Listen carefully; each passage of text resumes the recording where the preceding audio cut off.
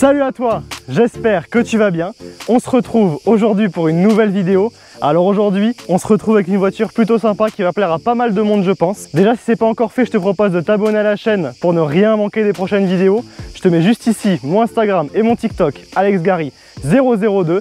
Et puis tout de suite, on va essayer et présenter cette superbe Clio 4 RS Trophy qui est plutôt sympa. Alors déjà à l'avant, on retrouve directement ici le petit badge Trophy juste en dessous du badge RS, donc qui rappelle que c'est une des versions les plus extrêmes, on va dire, les plus poussées de la Clio 4 RS, avec un châssis qui est un peu différent, tu as 20 chevaux de plus. Alors du coup ce badge Trophy n'est pas d'origine en fait sur les phases 2, donc celui-ci a été rajouté pour le look et d'ailleurs je trouve qu'il va très bien. Alors du coup en ce qui concerne les différences entre phase 1 et phase 2, tu retrouves les optiques LED à l'avant, tu as également l'intérieur qui est un petit peu mieux fini, mais ça on te le montrera juste après. Et puis d'ailleurs on a sur le côté ces jantes qui sont différentes, donc c'est les jantes de la phase 2, donc en noir comme ça, qui sont du plus bel effet, contrastées par ces étriers rouges. Alors une fois qu'on passe après sur le côté, on retrouve pareil un badge Trophy ici sur le côté. Les petites touches extérieures sur la Trophy par rapport à la Cup sont assez légères. Tu as du coup ce badge là, à l'avant qui n'est pas d'origine, normalement il n'y a rien, mais bon maintenant ça fait un petit rappel. Et puis quand on passe à l'arrière, tu as une des différences principales entre Cup et Trophy. Donc tu retrouves du coup cette superbe ligne à Krapovic qui donne un son qui est plutôt sympa à la voiture. Tu as également du coup les badges RS qui précisent que c'est bien une Clio RS. D'ailleurs, en parlant de l'arrière d'une Clio RS, ce qu'on voit tout de suite, c'est cette espèce de diffuseur gris qui est pareil, plutôt sympa, qui donne un petit look un peu plus race et qui du coup est encadré par ces deux sorties d'échappement à Krapovic de chaque côté. Donc ça, c'est plutôt cool. Alors, une fois qu'on passe à l'intérieur maintenant, alors déjà, tu es accueilli par cette plaque Renault Sport sur le côté. Hop, alors une fois que tu es dedans, allez, je te prends avec moi. Tu te retrouves du coup devant toi avec ce volant et ces palettes juste ici. Donc effectivement la Clio 4 RS, contrairement à la Clio 3 RS, c'est une boîte auto, c'est une boîte EDC si je ne dis pas de bêtises. Donc tu retrouves ces deux palettes, ce volant un peu typé sport avec le centreur rouge, les surpiqûres rouges, le rappel RS en rouge également. Devant toi tu retrouves ces compteurs mi-digitaux, mi-analogiques. Ici au centre tu vas retrouver toute cette console avec un écran au centre, la clim, les petits boutons, etc. Sur le côté tu retrouves du coup ce badge Renault Sport. Tu retrouves ici le contour des clims en rouge qui donne un petit peu un look un peu plus sportif. Et puis à côté de moi, regarde, tu retrouves ces sièges badge RS qui sont vraiment plutôt sympas, qui te maintiennent bien mais qui sont quand même très confortables. Le petit sigle RS en haut qui est brodé, les surpiqûres rouges, ceinture rouge également. C'est bête hein, mais ça rajoute vraiment un côté sportif et un peu plus agressif. Franchement, l'intérieur plutôt sympa. On se sent déjà très à l'aise dedans, très confortable, même si on est bien maintenu. Donc ça c'est déjà un bon point. Ce que je te propose, c'est qu'on aille évidemment voir les places arrière. Merci portière.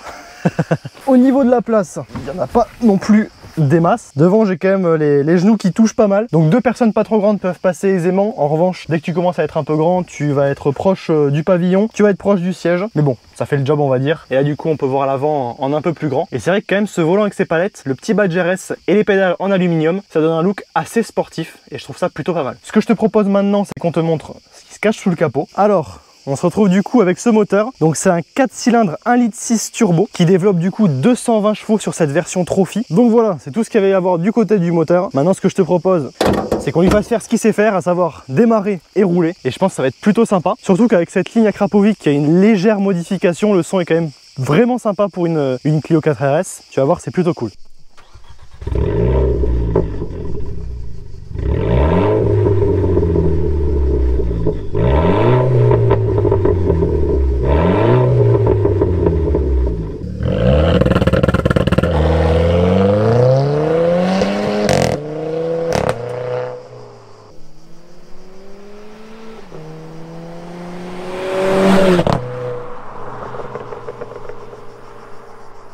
Ah, ça a quand même l'air de bien marcher les 220 chevaux de cette Clio 4 RS.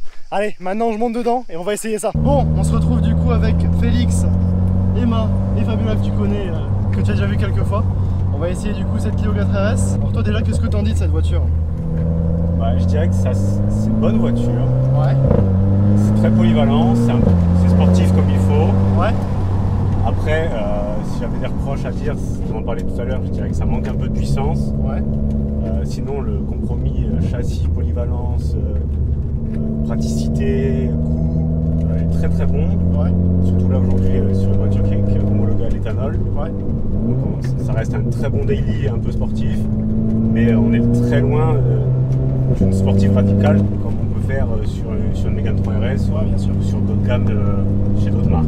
Pour moi, c'est pas assez radical, c'est pas assez efficace, c'est pas assez puissant pour être considéré comme une réelle sportive à mon échelle. Je ne veux pas critiquer la voiture et ceux qui l'utilisent comme sportive parce que c'en est une.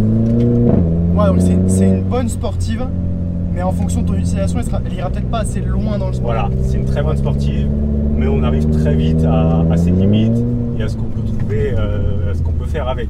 Ok, ça marche. On voit sur les petits virages en épingle que le châssis il tient quand même pas mal. C'est très efficace, surtout en version Trophy. Ouais, parce que tu as un châssis modifié sur la version Trophy. C'est ça, donc tous les amortisseurs sont plus rigides. Au niveau des freins et tout ça, ça change rien. Ouais. Mais ce qui fait la liaison au sol, ouais, c'est. Il est collé. C'est arrivé au sol. Il est collé, puis là, comme ça, je dirais qu'elle a l'air de virer à plat. C'est très très rigide. C'est très simple comme comportement. Ouais. Je pense qu'en première sportive, tu mets ça dans les mains de un peu n'importe qui, il peut se faire plaisir sans se faire peur. D'accord. Il ira largement à ses limites avant d'aller aux limites de la voiture. Ok, ouais. Ça c'est quand même plutôt positif. C'est un très bon point. Ouais, carrément. Puis la boîte auto, ça facilite aussi le truc parce que par exemple sur une 3 RS, quand tu dois en plus gérer la boîte manuelle. C'est ça, gérer l'embrayage, pas rétrograder trop vite pour se faire peur et tout ça. Non, c'est un très bon point. Et puis même en mode automatique, là je suis aux palettes, même en mode automatique elle déroule très bien et ça enlève un poids au conducteur. Ok. Là par contre sur des routes un peu dégradées, tu vois que même avec le châssis cup, les suspensions plus dures et tout, elle reste confortable quand même. Ça reste confort, on retombe sur ce qu'on disait, c'est une très bonne sportive qui peut être utilisée en daily largement facilement. Il y a justement plus de compromis que sur une 3 RS Cup par exemple. Il n'y a pas photo. Elle sera beaucoup plus radicale, beaucoup plus dure. Pour avoir, moi j'ai eu une Kia 3 RS Sport. Ouais.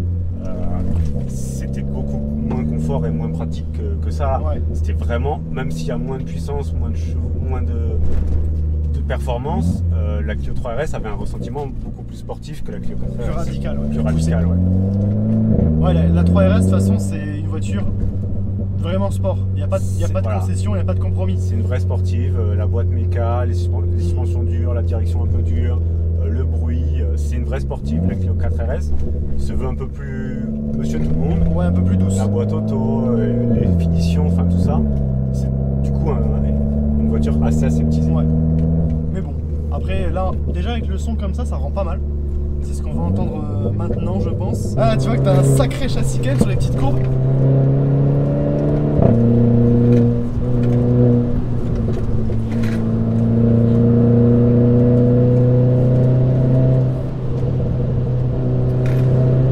Elle se débrouille pas mal du tout, hein. Surtout que là on est quand même 4 dans la voiture. Et je pense que c'est une bonne voiture pour ce genre de route. Parce que comme les suspensions, même si elles sont plus dures, restent assez souples, tu vas pouvoir gommer un petit peu les irrégularités. Tu te fais moins de frayeur, moins de mauvaises touches, moins de mauvais appuis. Tu vas pas sautiller dessus. C'est ça, ouais. Et la voiture est du coup un châssis très sain. Ouais. La voiture sera sûrement plus saine sur les. Sera moins une pistarde, mais plus une voiture de petite route de campagne. C'est ça. Ah, par contre, tu sens que le châssis quand même il tient, ils ont fait un joli travail dessus. Derrière, je vais dans tous les sens.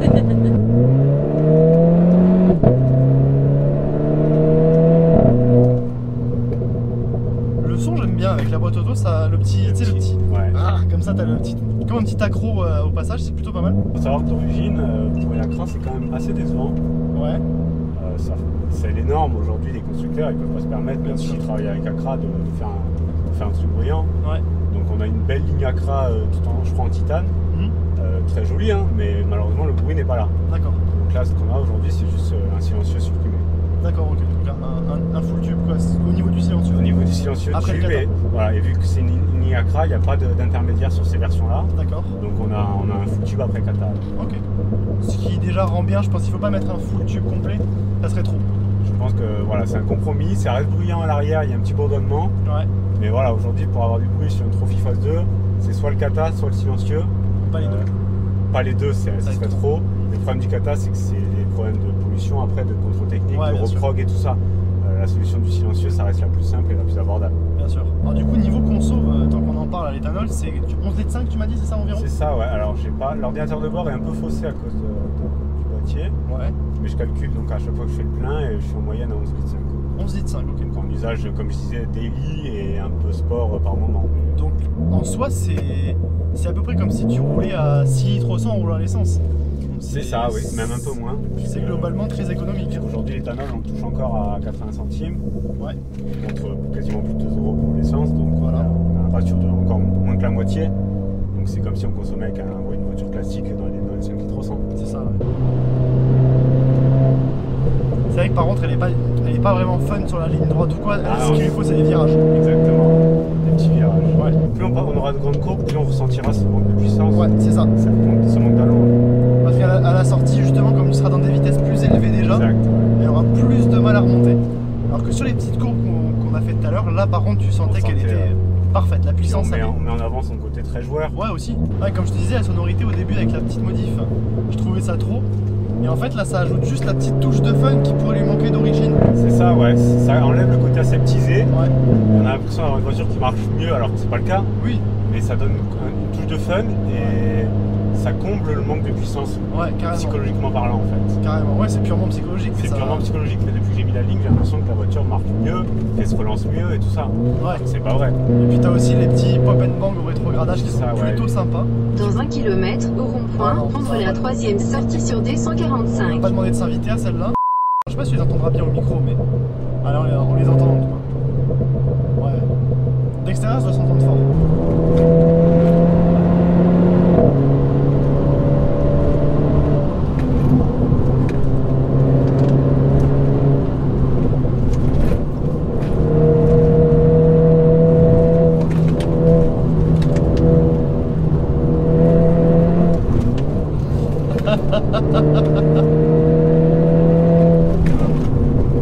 Ah, les freins, ça a du mordant. Ah ouais, ils mordent fort quand même.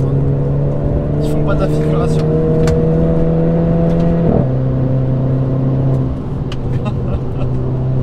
Ah, c'est quand même une très bonne sportive. Nathan nous dit qu'on va trop vite. Je comprends pas trop pourquoi. Et là, même en mettant les freins dans le virage, elle reste super saine. Ouais, ça reste très très saine. Tu peux difficilement te faire peur avec cette voiture. Ouais. Ah, franchement, elle est et très ça, j'ai le ressenti avec toutes mes RS. Ouais. Pour en avoir eu 5. Ouais. C'est toujours le même ressenti. La voiture pardonne beaucoup. Elle est pas traître. Pas traître, très efficace. Enfin, vraiment, c'est vraiment ouvert à tout le monde. Ouais.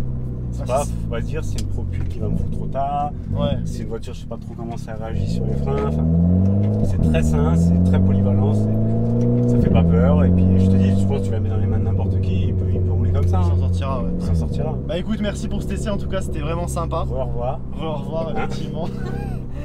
On se dit à bientôt du coup pour un nouvel essai. On croise les doigts pour le prochain essai, ouais. On croise les doigts. Je te mets juste ici mon Insta et mon TikTok, AlexGary002. N'oublie pas de t'abonner. N'oublie pas également de t'abonner à ma chaîne YouTube, ça m'aide vraiment énormément. Ça me permet de faire toujours plus d'essais. Et puis moi je te dis à très bientôt pour une nouvelle vidéo. Allez, ciao!